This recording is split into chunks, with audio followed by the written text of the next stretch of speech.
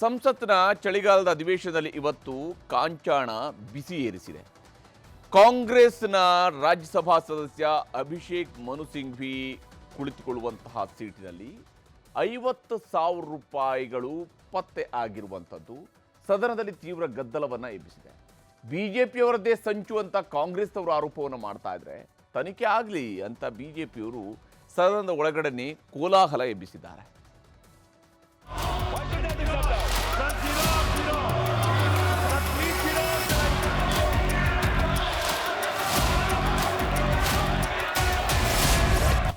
December 2023 ಲೋಕಸಭೆಯಲ್ಲಿ smoke bomb.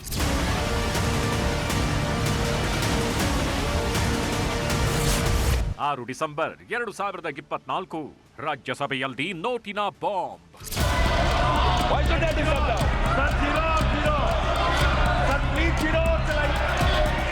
ಕಳೆದ ವರ್ಷ ಇದೇ ಡಿಸೆಂಬರ್ನಲ್ಲಿ ಸಂಸತ್ ಚಳಿಗಾಲದ ಅಧಿವೇಶನ ಆಗ್ತಿತ್ತು.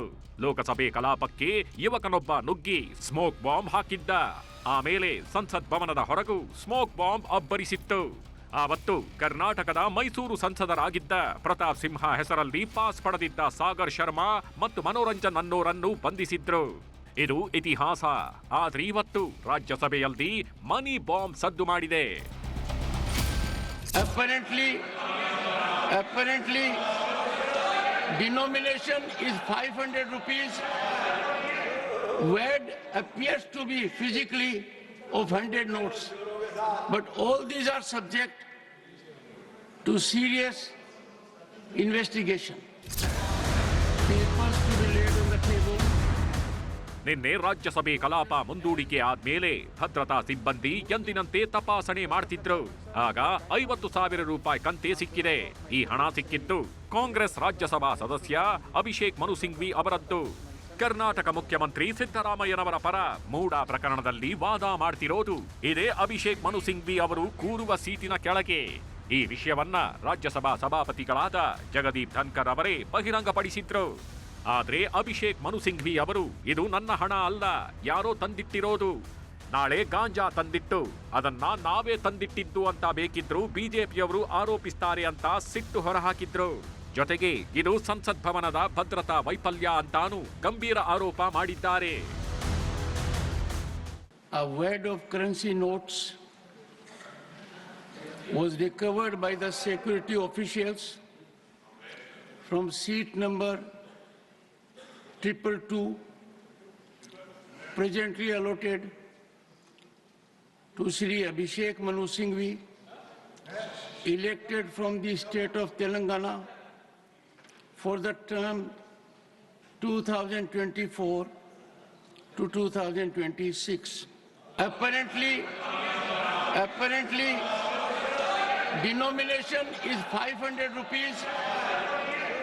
Word appears to be physically of 100 notes, but all these are subject to serious investigation. I heard of this fantastic, laughable story. If it was not serious about security lapses and entry into Rajya Sabha, it would be laughable.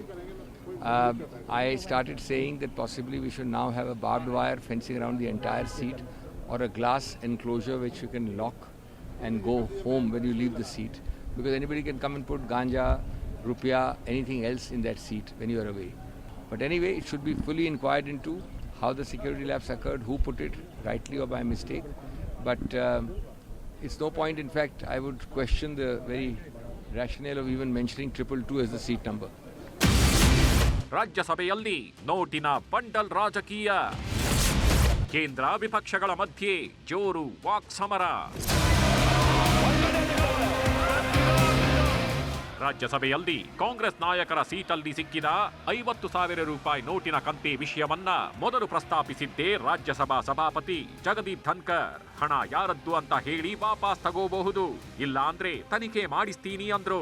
ಕೊನೆಗೆ ಅಭಿಷೇಕ್ ಮನು ಸಿಂಘ್ವಿ ಸೀಟಲ್ಲಿ ಸಿಕ್ಕಿದ್ದು ಅಂದ್ರು. ಇದು ರಾಜ್ಯಸಭಾ ನಾಯಕ ಮಲ್ಲಿಕಾರ್ಜುನ್ ಖರ್ಗೆ ಅವರನ್ನ ಕೆರಳಿಸಿತ್ತು. ये matter आपने कहा कि इन्वेस्टिगेशन में है. जब तक इन्वेस्टिगेशन नहीं होता और जब तक आपको ऑथेंटिसिटी से कोई एक व्यक्ति के पास या कोई एक सीट के ऊपर मिला है उसका ऑथेंटिसिटी नहीं होता, तब तक तो उसका नाम बोलना ही नहीं। ಖರ್ಗೆ ಅವರು ಸಭಾಪತಿಗಳನ್ನ ಪ್ರಶ್ನೆ ಮಾಡ್ತಿದ್ದಾಗ್ಲೇ ಕೇಂದ್ರ ಬಿಜೆಪಿ ಸಚಿವರು ಸಂಸದರ ಜೊತೆ ಎದ್ದು ಗಲಾಟೆ ಎಬ್ಬಿಸಿದ್ರು. ಆಗ ಖರ್ಗೆ ಬೆನ್ನಿಗೆ ನಿಂತ ಡಿಎಂಕೆ ರಾಜ್ಯಸಭೆ ಸದಸ್ಯ ತಿರುಚಿ ಶಿವ ಕೇಂದ್ರದ ಮಂತ್ರಿಗಳೇ ಎತ್ತಿಕಟ್ಟಿ ಗಲಾಟೆ ಮಾಡಿಸ್ತಿದ್ದಾರೆ ಅಂದ್ರು. We repose everything to you only. You have made an observation. We are all silent, sir. A minister is provoking their members to get up and shout, sir. It's totally unfair, sir. Totally unfair. No, I saw that. I saw that. I saw that. Totally unfair, sir. ರಾಜ್ಯಸಭೆಯಲ್ಲಿ 50,000 ರೂಪಾಯಿ ತಂದಿಟ್ಟಿದ್ಯಾರು ಅಂತ ಈಗ ತನಿಖೆಗೆ BJP ಪಟ್ಟು ಹಿಡಿದಿದ್ದು ತನಿಖೆನೂ ಶುರುವಾಗಿದೆ. यह घटना पक्ष और विपक्ष में विभाजित होने के लिए नहीं है, ये सदन की गरिमा पर एक चोट है और सदन के कर्तृत्व पर एक तरीके से प्रश्नवाचक चिन्ह है. मुझे आप पर और आपकी रूलिंग पर पूरा भरोसा है कि इन्वेस्टिगेशन डिटेल में होगा और दूध का दूध पानी का पानी होगा. ಇಷ್ಟು ದಿನ ಅದಾನಿಯ ಲಕ್ಷ ಕೋಟಿ ಆಸ್ತಿ ಕೇಸ್ ಹಿಡಿದು ವಿಪಕ್ಷದವರು ಸಂಸತ್ನ ಒಳಗೂ ಹೊರಗೂ ಪ್ರತಿಭಟನೆ ಮಾಡ್ತಿದ್ರು. ಇವತ್ತು ಕಾಂಗ್ರೆಸ್ನ ರಾಹುಲ್ ಗಾಂಧಿ, ಪ್ರಿಯಾಂಕಾ ವಾದ್ರಾ ಸೇರಿದಂತೆ ಅನೇಕರು ಅದಾನಿ ಪ್ರಕರಣ ಮುಂದಿಟ್ಟು ಕಪ್ಪು ಮಾಸ್ಕ್ ಧರಿಸಿ ಸಂಸತ್ ಹೊರಗೆ ಪ್ರತಿಭಟನೆ ಮಾಡ್ತಿದ್ರು. ಆದ್ರೆ ಅದೇ ಕಾಂಗ್ರೆಸ್ ನಾಯಕರನ್ನ ಬರೀ 50,000 ರೂಪಾಯಿ ಹಣ ಇಕ್ಕಟ್ಟಿಗೆ ಸಿಲುಕಿಸಿದೆ. Bureau report, news 18. ರಾಜ್ಯ ಬಿಜೆಪಿಯ ಬಣಬಡಿದಾಟಕ್ಕೆ ಬ್ರೇಕ್ ಹಾಕುವುದಕ್ಕೆ ದೆಹಲಿ ನಾಯಕರು ಈಗ ಸಿದ್ಧರಾಗ್ತಾ ಇದ್ದಾರೆ.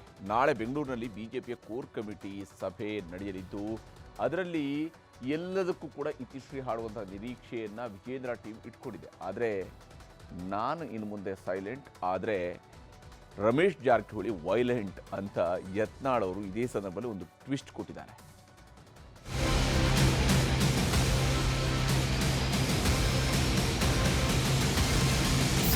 ರಾಜ್ಯ ಬಿಜೆಪಿಯದ್ದು ಸದ್ಯ ಬೂದಿ ಮುಚ್ಚಿದ ಕೆಂಡದಂತಿರೋ ಸನ್ನಿವೇಶ. ಒಂದ್ ಕಡೆ ಭಿನ್ನಮತದ ಬೇಗೆ, ಮತ್ತೊಂದ್ ಕಡೆ ಬಣ ರಾಜಕಾರಣದ ಬಡಿದಾಟ. ಇಂತಹ ವಿಷಮ ಸ್ಥಿತಿಯಲ್ಲೇ ಪಕ್ಷ ಸಂಘಟನೆ ಮಾಡುವ ಅನಿವಾರ್ಯತೆ. ಅದಕ್ಕೆ ಶಿಸ್ತಿನ ಕಾರ್ಯಕರ್ತರಿಗೆ ಮುಜುಗರವಾಗದಂತೆ ಪಕ್ಷದ ಸಮಸ್ಯೆಗಳನ್ನು ಬಗೆಹರಿಸಲು ಈಗ ದೆಹಲಿ ವರಿಷ್ಠರ ಬಳಗ ಮುಂದಾಗಿದ್ದು ಕೋರ್ ಕಮಿಟಿ ಸಭೆಗೆ ಗಂಟೆಗಳಷ್ಟೇ ಬಾಕಿ. ಪಕ್ಷದೊಳಗಿನ ಹಾಲಿ ಬೆಳವಣಿಗೆ ಮತ್ತು ಒಳ ರಾಜಕೀಯ ಸಂಘಟನೆಗಳ ಬಗ್ಗೆ ಮಾಹಿತಿ ಪಡೆಯಲು ವರಿಷ್ಠ ಬಳಗ ಮುಂದಾಗಿದ್ದು ಕೋರ್ ಕಮಿಟಿ ಸಭೆ ಆಯೋಜನೆಯಾಗಿದೆ. ರಾಜ್ಯ ಬಿಜೆಪಿ ಉಸ್ತುವಾರಿ ರಾಧಾ ಮೋಹನ್ ಅಗರ್ವಾಲ್ ನೇತೃತ್ವದಲ್ಲಿ ಕೋರ್ ಕಮಿಟಿ ಸಭೆ ನಡೆಯಲಿದೆ. ಯತ್ನಾಳ್ ವಿಜಯೇಂದ್ರ ಮುಖಾಮುಖಿ. ಬಿಜೆಪಿ ಕೋರ್ ಕಮಿಟಿ ಸಭೆಯಲ್ಲಿ ಯತ್ನಾಳ್ ಬಣ ಮತ್ತು ವಿಜಯೇಂದ್ರ ಬಣ ಮುಖಾಮುಖಿಯಾಗಲಿದೆ. ವಾರದಿಂದ ದೆಹಲಿಯಲ್ಲಿದ್ದ ಬಸನಗೌಡ ಪಾಟೀಲ್ ಯತ್ನಾಳ್, ರಮೇಶ್ ಜಾರಕಿಹೊಳಿ ಬೆಂಗಳೂರಿಗೆ ವಾಪಸ್ಸಾಗಿದ್ದಾರೆ. ಸದ್ಯಕ್ಕೆ ಯತ್ನಾಳ್ ಸೈಲೆಂಟ್ ಆಗ್ತಾರೆ ಅನ್ನೋ ನಿರೀಕ್ಷೆ ಹುಸಿಯಾಗಿದೆ. ಯಾಕಂದ್ರೆ ಮುಂದೆ ಒಬ್ಬೊಬ್ಬರಾಗಿ ವೈಲೆಂಟ್ ಆಗ್ತಾ ಹೋಗ್ತವೆ ಅಂತ ಯತ್ನಾಳ್ ಗುಟುರು ಹಾಕಿದ್ರು. ಇನ್ನೊಂದ್ ಕಡೆ ದಿನ ಬೆಳಗಾದ್ರೆ ಯತ್ನಾಳ್ ಬಗ್ಗೆ ಮಾತನಾಡೋ ಪರಿಸ್ಥಿತಿಯಲ್ಲಿ ನಾನಿಲ್ಲ ಅಂದ್ರು ವಿಜಯೇಂದ್ರ. ಮತ್ತೊಂದ್ ಕಡೆ ಎಲ್ಲ ಸರಿ ಹೋಗುತ್ತೆ ಅಂದ್ರು ಯಡಿಯೂರಪ್ಪ. ಕುತ್ಕೊಂಡು ಮಾತಾಡ್ತೀವಿ, ಚರ್ಚೆ ಮಾಡ್ತೀವಿ. ಯತ್ನಾಳ್ನು ಕರೆಸಿ ಎಲ್ಲರೂ ಒಟ್ಟಾಗಿ ಮುಂದೆ ಅಧಿವೇಶನ ಎದುರಿಸೋಕ್ಕೋಸ್ಕರ ಯಾವುದೇ ಭಿನ್ನಾಭಿಪ್ರಾಯ ಇಲ್ಲದೆ ಮುಂದೆ ಹೋಗಬೇಕು ಅನ್ನೋದು ನನ್ನ ಅಪೇಕ್ಷೆ. ಸೊ ಯತ್ನಾಳ್ ಒಪ್ಕೊಂಡ್ರೆ ಎಲ್ಲವ ಸಮಸ್ಯೆ ಬಗೆಹರಿಯುತ್ತೆ.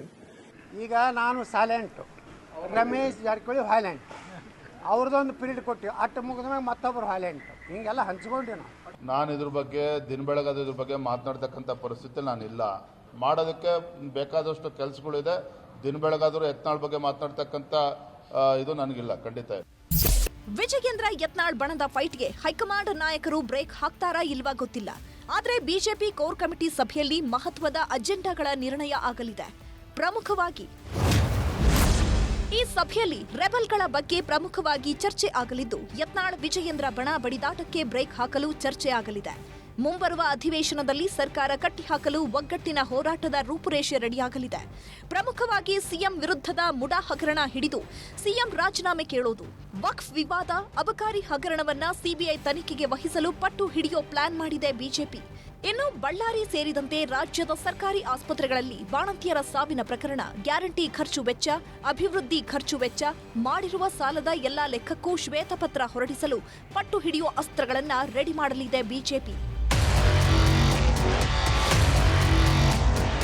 ಬಿಜೆಪಿಯ ಬಡಿದಾಟಕ್ಕೆ ಬ್ರೇಕ್ ಬೀಳುತ್ತೋ ಇಲ್ವೋ ಗೊತ್ತಿಲ್ಲ. ಆದ್ರೆ ಅಧಿವೇಶನದಲ್ಲಿ ಸರ್ಕಾರವನ್ನ ಇಕ್ಕಟ್ಟಿಗೆ ಸಿಲುಕಿಸೋಕೆ ಬಿಜೆಪಿಯವರು ಮಾಸ್ಟರ್ ಪ್ಲಾನ್ ರೆಡಿ ಮಾಡಿರೋದಂತೂ ಪಕ್ಕ. Hebbaka Thimmegowda, political bureau, news 18. ರಾಜ್ಯ ಕಾಂಗ್ರೆಸ್ನಲ್ಲಿ ಸಿಎಂ ಕುರ್ಚಿಯ ದಂಗಲ್ ಕೂಡ ನಡೀತಾ ಇದೆ. ಯಾಕಂದರೆ ಅಧಿಕಾರ ಹಂಚಿಕೆ ಒಪ್ಪಂದದ ಬಗ್ಗೆ ಸಿಎಂ ಡಿ.ಕೆ. ಶಿವಕುಮಾರ್ ಯಾವಾಗ ಮಾತನಾಡಿದ್ರು ಅಲ್ಲಿಂದ ನಂತರ ಕಾಂಗ್ರೆಸ್ನಲ್ಲಿ ಸಾಕಷ್ಟು ಗುಸುಗುಸು, ಬಿಸಿ ಇವೆಲ್ಲವೂ ಕೂಡ ನಡೆದಿದ್ದಾವೆ. ಇದರ ನಡುವೆ ಈಗ ಸಚಿವ ಕೆ.ಎಚ್. ಮುನಿಯಪ್ಪ ಅವರು ಡಿ.ಕೆ. ಶಿವಕುಮಾರ್ ಪರವಾಗಿ ಬ್ಯಾಟ್ ಬೀಸಿದ್ದಾರೆ. ಇದು ಸಿದ್ದರಾಮಯ್ಯ ಅವರ ಬಣದ ಕಣ್ಣು ಕೆಂಪಗಾಗಿಸಿದೆ. ಅಧಿವೇಶನದ ಹೊತ್ತಲ್ಲಿ ಕೈ ನಾಯಕರ ಕುರ್ಚಿ ಕಿತ್ತಾಟ ಬಿಜೆಪಿಗೆ ಅಸ್ತ್ರವಾಗಿ ಸಿಗ್ತಾ ಇದೆ.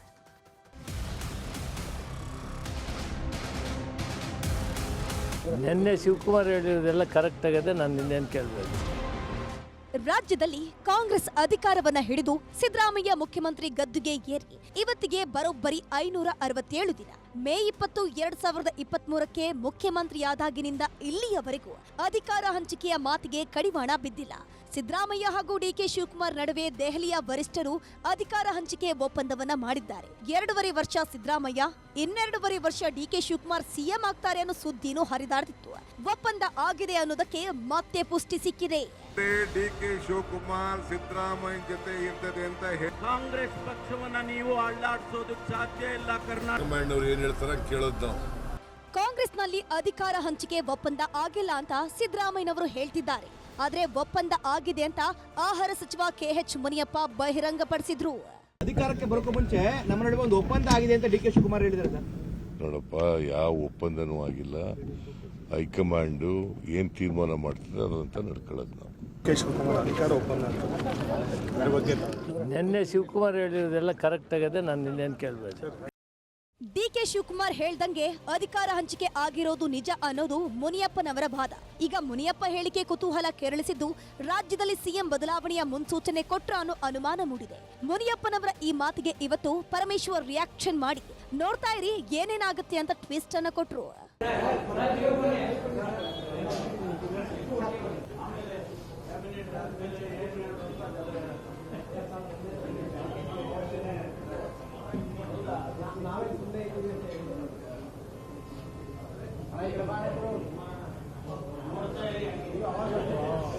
ಕಾಂಗ್ರೆಸ್ನಲ್ಲಿ ಕುರ್ಚಿ ಕಲಹ ಜೋರಾಗ್ತಿದ್ದಂತೆ ಬಿಜೆಪಿಯ ನಾಯಕರು ಕಾಲಿಡಿಯೋದನ್ನ ಬಿಡ್ಲಿಲ್ಲ.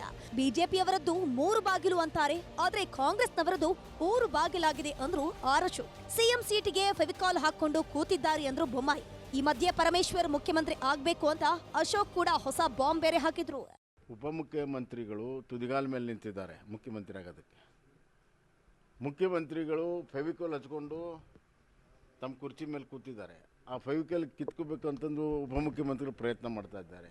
ರಿಯಲ್ ಆಗಿ ನನಗೇನೋ ಕಾಂಗ್ರೆಸ್ ಪಾರ್ಟಿಗೂ ನಮ್ದೇನು ಇದಿಲ್ಲ, ಅವರ ಇರೋದು. ಆದರೆ ಫಸ್ಟ್ ಪ್ರಿಫರೆನ್ಸ್ ಸಿಗಬೇಕಾಗಿರೋದು ಪರಮೇಶ್ವರ್. ಯಾಕಂದರೆ 2 ಸರಿ ಅಧ್ಯಕ್ಷರಾಗಿದ್ದರು ಅವರು, 2 ಬಾರಿ ಕಾಂಗ್ರೆಸ್ ಅಧ್ಯಕ್ಷರಾಗಿದ್ದರು. ನ್ಯಾಚುರಲ್ ಪ್ರೋಸೆಸ್ ಅಂದ್ರೆ ಅವರಿಗೆ ಮುಖ್ಯಮಂತ್ರಿ ಸಿಗಬೇಕು. ಮುಖ್ಯಮಂತ್ರಿ ಕುರ್ಚಿಯನ್ನ ಒಂದ್ ಕಡೆ ಕಾಂಗ್ರೆಸ್ನವರೇ ಹಗ್ಗ ಕಟ್ಟಿ ಎಳಿತಾ ಇದ್ರೆ, ಇನ್ನೊಂದ್ ಕಡೆ ಮುಖ್ಯಮಂತ್ರಿ ಮುಡಾ ಕೇಸ್ಗೂ ಬಿಜೆಪಿ ನಾಯಕ ಯಡಿಯೂರಪ್ಪನವರು ಟ್ವಿಸ್ಟ್ ಅನ್ನ ಕೊಟ್ರು. ಮುಡಾ ಕೇಸ್ನಲ್ಲಿ ಸಿದ್ದರಾಮಯ್ಯನವರಿಗೆ ಜಾರಿ ನಿರ್ದೇಶನಾಲಯ ನೋಟಿಸ್ ಕೊಟ್ಟಿದೆ ಅಂತ ಹೇಳಿದ್ರು. ಎನ್ಫೋರ್ಸ್ಮೆಂಟ್ ಡೈರೆಕ್ಟರೇಟ್ ಸಹ ಸಿದ್ದರಾಮಯ್ಯನವರು ನೋಟಿಸ್ ಕೊಟ್ಟಿದೆ. ಇವೆಲ್ಲವೂ ಸಹ ಮುಂದೆ ಬರೋ ದಿವಸಗಳು ಚರ್ಚೆ ಆಗೋದಿದೆ. ಇದನ್ನ ಹೇಗೆ ಮುಂದುವರಿಸಬೇಕು, ಯಾವ ರೀತಿ ಹೋರಾಟ ಮಾಡಬೇಕು ಅನ್ನೋದನ್ನ ನಾವೆಲ್ಲ ಶಾಸಕರು ಒಟ್ಟಾಗಿ ಕೂತ್ಕೊಂಡು ಚರ್ಚೆ ಮಾಡ್ತೀವಿ. ನಾಳೆ ಕೋರ್ ಕಮಿಟಿ ಮೀಟಿಂಗ್ ಈ ಬಗ್ಗೆ ಚರ್ಚೆ ಮಾಡಿ. ಸೋಮವಾರದಿಂದ ಬೆಳಗಾವಿಯಲ್ಲಿ ಚಳಿಗಾಲದ ಅಧಿವೇಶನ ಶುರುವಾಗ್ತಿದೆ. ಅಧಿವೇಶನ ಮುಗಿಯುವವರೆಗೂ ಅಧಿಕಾರ ಹಂಚಿಕೆ ಒಪ್ಪಂದದ ಸುದ್ದಿಗೆ ಬ್ರೇಕ್ ಹಾಕೋಕೆ ಇವತ್ತಿನ ಸಚಿವ ಸಂಪುಟ ಸಭೆಯಲ್ಲಿ ಕಾಂಗ್ರೆಸ್ನ ನಾಯಕರು ನಿರ್ಧರಿಸಿದ್ದಾರೆ. ಆದರೆ ಬಿಜೆಪಿಯವರು ಇದನ್ನೇ ದೊಡ್ಡ ಅಸ್ತ್ರ ಮಾಡಿಕೊಳ್ಳಲು ಅಣಿಯಾಗ್ತಿದ್ದಾರೆ. ನೋಡ್ಬೇಕು ಏನೇನಾಗತ್ತೆ ಅಂತ. Bureau report, news 18. ಇನ್ನು ದೆಹಲಿಯಲ್ಲಿ ಇವತ್ತು ರೈತರು ರೊಚ್ಚಿಗೆದ್ದಿದ್ರು. ಸಂಸತ್ ಭವನಕ್ಕೆ ಮುತ್ತಿಗೆ ಹಾಕುವುದಕ್ಕಾಗಿ ಅವರು ಹೊರಟಿದ್ರು. ಪೊಲೀಸರು ಅವಕಾಶವನ್ನು ಕೊಡಲಿಲ್ಲ. ಪರಿಸ್ಥಿತಿ ಕೈ ಮೀರಿದಾಗ ಲಾಠಿ ಚಾರ್ಜ್ ಕೂಡ ನಡೆದಿದೆ. ಇಷ್ಟೆಲ್ಲ ಆದಮೇಲೆ ಕೇಂದ್ರ ಸರ್ಕಾರ MSPಯ ಗಿಫ್ಟ್ ಅನ್ನು ಘೋಷಣೆ ಮಾಡಿದೆ.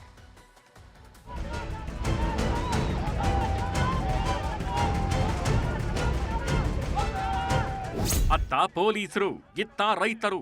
ಹೆದ್ದಾರಿಗೆ ಅಡ್ಡಲಾಗಿ ನಿರ್ಮಿಸಿರುವ ಕಬ್ಬಿಣದ ಸಿಮೆಂಟ್ನ ಬೃಹತ್ ತಡೆಗೋಡೆಗಳು, ಕಬ್ಬಿಣದ ಗ್ರಿಲ್ಗಳ ಒಳಗೆ ನಿಂತು ತಡೆಯುತ್ತಿರುವ ಪೊಲೀಸರನ್ನೇ ಕೆಣಕುತ್ತಿರುವ ರೈತರು. ಬನ್ನಿ ನೋಡೇ ಬಿಡೋಣ ಅಂತ ರೊಚ್ಚಿಗೆದ್ದಿರುವ ರೈತರಿಗೆ ಬ್ಯಾರಿಕೇಡ್ಗಳು ಲೆಕ್ಕಕ್ಕಿಲ್ಲ. ಮುಳ್ಳಿನ ತಂತಿ ಬೇಲಿಗಳನ್ನೇ ಕಿತ್ತೆಸೆಯುತ್ತಿದ್ದಾರೆ.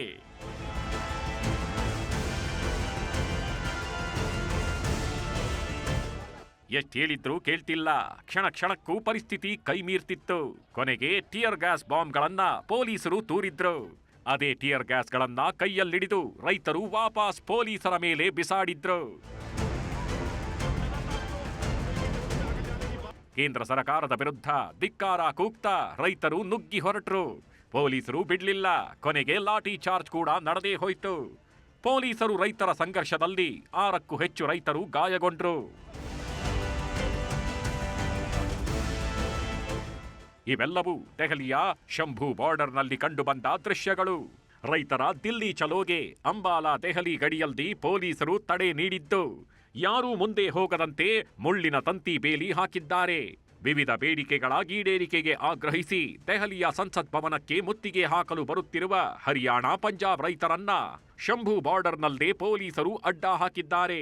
ಸಂಯುಕ್ತ ಕಿಸಾನ್ ಮೋರ್ಚಾ ಮತ್ತು ಕಿಸಾನ್ ಮಜ್ದೂರ್ ಮೋರ್ಚಾ ಸಂಘಟನೆಗಳ ಸಾವಿರಾರು ರೈತರು ಟ್ರ್ಯಾಕ್ಟರ್, ಬೈಕ್, ಬಸ್, ಪಾದಯಾತ್ರೆ ಮೂಲಕ ಆಗಮಿಸಿದ್ದು ಶಂಭು ಬಾರ್ಡರ್ನಲ್ಲೇ ಧರಣಿ ಕೂತು ಕೇಂದ್ರ ಸರ್ಕಾರದ ವಿರುದ್ಧ ಆಕ್ರೋಶ ವ್ಯಕ್ತಪಡಿಸುತ್ತಿದ್ದಾರೆ.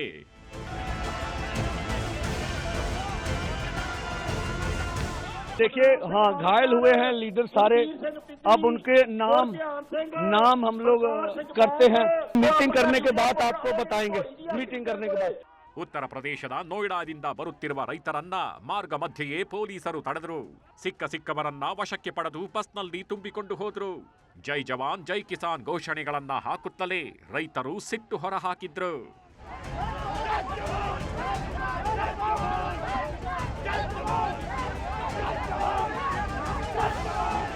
ಬೆಳೆಗಳಿಗೆ ಕನಿಷ್ಠ ಬೆಂಬಲ ಬೆಲೆಗೆ ಕಾನೂನು ಖಾತರಿ ನೀಡಬೇಕು, ರೈತರ ಸಾಲ ಮನ್ನಾ ಮಾಡಬೇಕು, ಕೃಷಿಕರಿಗೂ ಪಿಂಚಣಿ ಕೊಡಬೇಕು ಅನ್ನೋ ಬೇಡಿಕೆಗಳನ್ನ ಮುಂದಿಟ್ಟುಕೊಂಡು ರೈತರು ದೆಹಲಿ ಚಲೋ ಹಮ್ಮಿಕೊಂಡಿದ್ರು. ಸದ್ಯ ಶಂಭು ಬಾರ್ಡರ್ನಲ್ಲಿ ಟೆಂಟ್ಗಳನ್ನ ಹಾಕಿಕೊಂಡು ಅಲ್ಲೇ ನಿದ್ದೆ, ಊಟ, ಧರಣಿ ಮಾಡ್ತಿದ್ದಾರೆ. ಬೆಂಗಳೂರಲ್ಲೂ ರೈತರಿಂದ ಸತ್ಯಾಗ್ರಹ. ದೆಹಲಿ ಗಡಿಯಲ್ಲಿ ನಡೆಯುತ್ತಿರುವ ಸಂಯುಕ್ತ ಕಿಸಾನ್ ಮೋರ್ಚಾ ಸಂಘಟನೆಯ ಹೋರಾಟಕ್ಕೆ ಬೆಂಗಳೂರಲ್ಲೂ ರೈತರು ಸಾಥ್ ಕೊಟ್ಟಿದ್ದಾರೆ. ಫ್ರೀಡಂ ಪಾರ್ಕ್ನಲ್ಲಿ ಧರಣಿ ನಡೆಸುತ್ತಿರುವ ಅನ್ನದಾತರ ಉಪವಾಸ ಸತ್ಯಾಗ್ರಹ 11ನೇ ದಿನಕ್ಕೆ ಕಾಲಿಟ್ಟಿದೆ. ರೈತ ಮುಖಂಡ ಕುರುಬೂರು ಶಾಂತಕುಮಾರ್ ನೇತೃತ್ವದಲ್ಲಿ ಪ್ರತಿಭಟನೆ ಮಾಡಲಾಗ್ತಿದೆ.